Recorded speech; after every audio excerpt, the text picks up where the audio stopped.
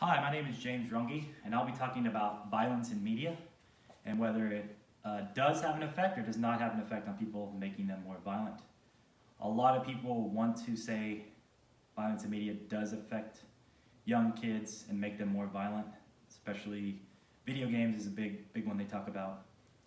One question is, before media, why were people violent? They weren't watching things on TV that were violent, but people were still violent. So they could say that TV or media in general is like a scapegoat for violence. It's an easy thing for people to blame it on. But before media, it was witchcraft. They said, oh, if somebody was acting strange or doing weird things, well, they were a witch, or if they were being violent, they're a witch, they're possessed, things like that. So it's just a modern day witchcraft, so to speak. Now, in general, if you're a kid and you watch violence on TV, a normal child can tell the difference between violence on TV and violence in real life or just everyday life. They can differentiate the two.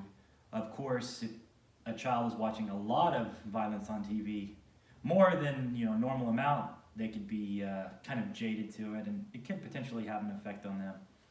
But again, most normal children are exposed to some sort of violence, not a lot, and they can see relationships in real life and how their parents act toward each other and how people act toward each other in real life, and can differentiate the two. Of course, there's always going to be exceptions to the rules.